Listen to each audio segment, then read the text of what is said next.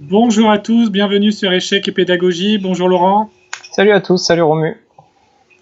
Donc aujourd'hui, une tactique quotidienne un peu particulière puisque c'est un de nos followers qui nous l'a envoyé, ça nous fait bien plaisir. Donc c'est merci à Chris qui nous a partagé cette position qu'il a jouée dans une partie de National 5 en 2018.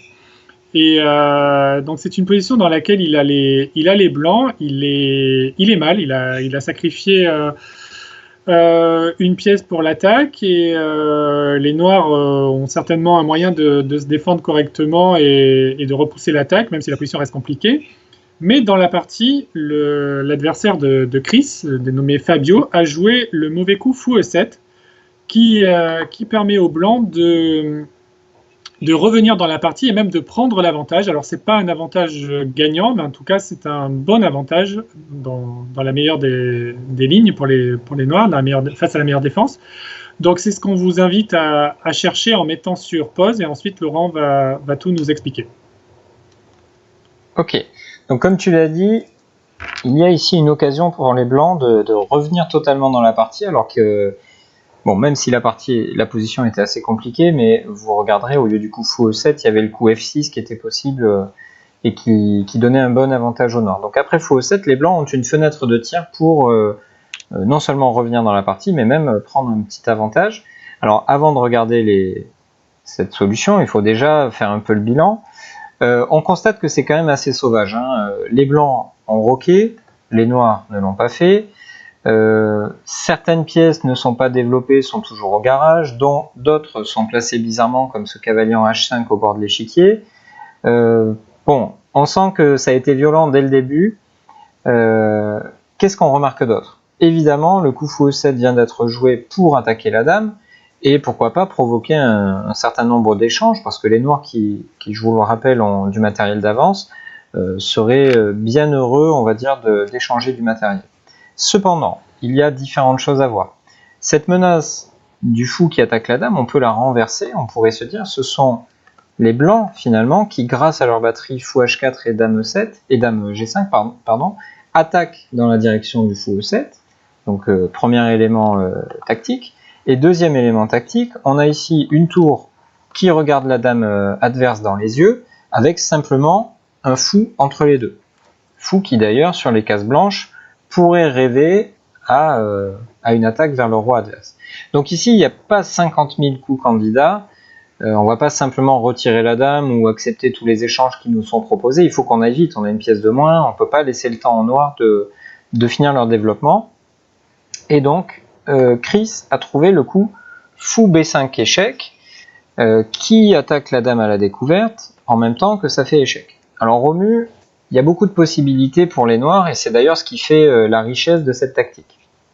Oui, complètement. Donc il y a plusieurs façons de parer l'échec. La première, c'est de bouger le roi sur la case D8.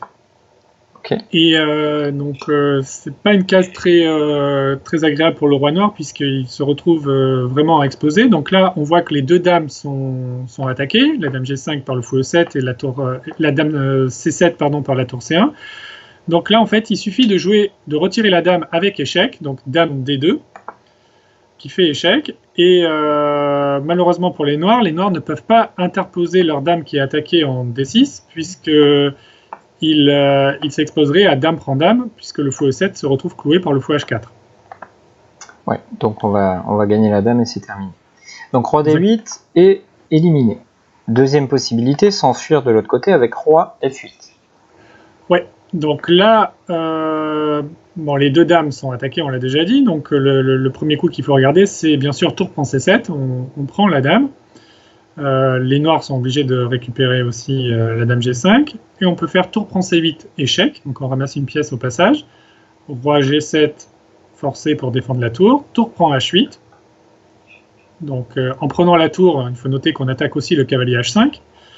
Donc si les noirs voulaient prendre le fou en H4, on pourrait se venger sur le cavalier H5 et on aurait un avantage gagnant, puisque en plus on attaque encore le fou H4. Et sur tour prend H8, roi prend H8, simplement fou prend G5, qui donne un avantage décisif aux blancs qui ont deux pions de plus une meilleure structure de pion. Bon, c'est facilement gagné pour les blancs. Ouais, gros avantage. Ok, donc cette deuxième idée d'essayer de s'enfuir par la case F8 ne fonctionne pas non plus. Alors il reste plus qu'une seule possibilité, c'est ce qui a été choisi par les noirs d'ailleurs, c'est de développer le cavalier, de couvrir l'action du fou B5, mais aussi de couper l'action de la tour qui jusqu'à présent attaquait la dame. Alors, on a plusieurs pièces en prise quand même avec les blancs, ça devient compliqué, la dame est toujours attaquée, le fou est toujours en prise aussi en B5, mais comme tu l'as dit Romu, il faut continuer à battre le fer tant qu'il est chaud, il faut multiplier les menaces, et c'est comme ça que les blancs ont trouvé le coup de tour prend C6, qui est quand même assez spectaculaire. Hein. Oui, complètement. Mais en fait, c'est une défense active, c'est-à-dire qu'on a la dame qui est attaquée, et on répond à cette attaque par une attaque de même valeur. Donc, on nous attaque la dame, ben, on fait pareil, on attaque la dame adverse, en plus en prenant le cavalier au passage, donc ça peut être sympa. Et donc sur tour prend C6, il y a un choix qui se présente aux noirs. Les noirs peuvent prendre 3 pièces, la dame, la tour et le fou. Dans la partie, ils ont pris le fou, qui n'était pas forcément la meilleure des suites. Peut-être la plus simple à réfuter, c'est B prend C6. B prend C6. Ok, donc commençons par ça. Ouais, on va se débarrasser des choses assez simples. Donc après B prend C6, on continue à chercher l'initiative, et donc on fait fou prend C6. L'idée étant bien sûr que sur dame prend C6, le fou E7 se retrouverait donc sans protection, et on pourrait faire dame prend E7 mat. Et donc après fou prend C6, le roi doit bouger, donc roi F8 par exemple. Et là, il suffit de tout liquider. Donc dame prend E7, échec, dame prend, fou prend, tout se passe sur échec, et ensuite on ramasse la tour en fin de variante avec, encore une fois, un avantage matériel de 3 pions, si je sais bien compter. Donc amplement suffisant pour gagner la partie. Ouais, et on se fait pas enfermer le fou à 8 à la fin. Il faut toujours vérifier quand même en bout de ligne si on n'a pas un petit détail comme ça. Par exemple, après fou D7, heureusement pour les blancs, ils bénéficient de la case B7. Ok, donc B prend C6 ne fonctionne pas. On va regarder la partie qui est A prend B5, mais il nous reste d'abord le gros morceau avec fou prend G5. Alors, qu'est-ce qui se passe si on se fait prendre la dame, tout simplement? Alors, fou prend G5 était effectivement la meilleure défense. Donc là, on nous a pris la dame, donc il faut bien se venger sur celle de l'adversaire. Donc tour prend C7. Et là, donc si... Voilà, il y a échec. Donc si les noirs prennent le fou en B5, alors on se venge sur le fou G5. Et là, par contre, la position est facilement gagnée. On a 2 pions de plus, on a la tour sur la 7e rangée, le roi noir qui est dans les courants d'air. Bon, ça. Ouais, là, c'est bon. pas que le matériel, hein. Tout est bon pour les blancs. Ok. Donc, bien entendu, les noirs qui voient que le matériel va se rééquilibrer et va même être dans le mauvais côté de la balance pour eux, vont chercher à récupérer plus que le fou B5 avec le coup roi D8 pour se venger sur la tour C7. Ouais, c'est le genre de petit coup intermédiaire qu'il ne faut pas oublier. Et c'est on peut facilement l'oublier, hein, d'ailleurs, ce type de coup, parce qu'on est au milieu d'échanges massifs, et donc on pourrait être amené à penser que si je prends une pièce, mon adversaire doit faire pareil, mais en fait, les noirs ont ce coup de défense assez astucieux.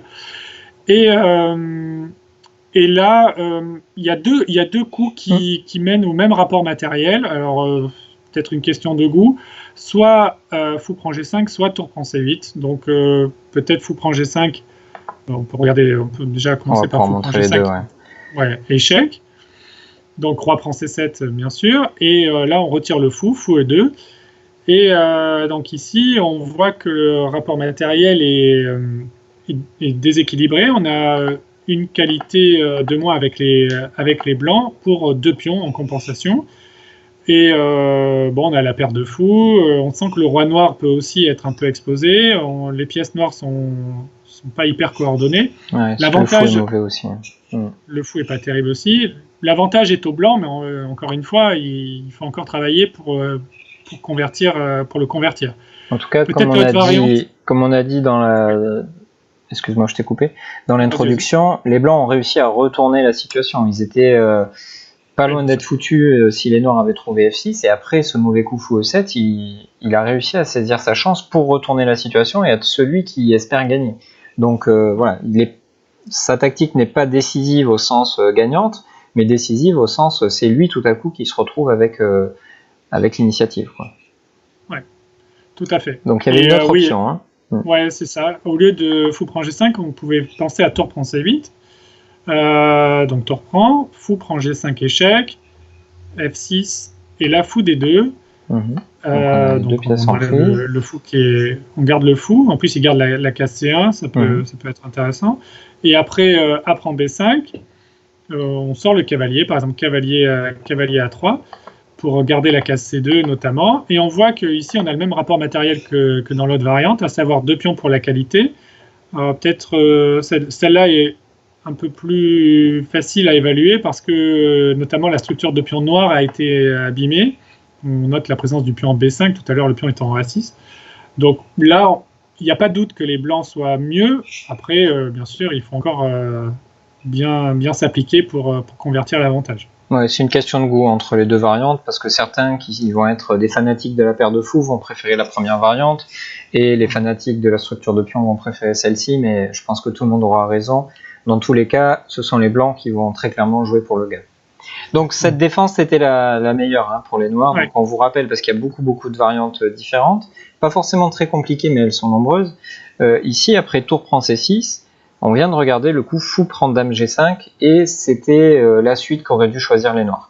Alors c'est très facile de se perdre dans cette forêt de variantes, et donc on comprend que les noirs se soient un peu fourvoyés. Ils ont préféré jouer A prend B5, qui cette fois-ci va donner un avantage décisif à notre abonné. Oui, puisque après A prend B5, Chris a joué tour prend C7. Donc les noirs ont pris la dame, bien évidemment, et après fou prend dame, on voit que les blancs ont tout simplement 2 pions nets de plus, et une position complètement gagnante. Donc après Chris a converti cet avantage assez tranquillement, mais voilà, là, il ne fait pas de doute que cette position est complètement gagnante. Très bien.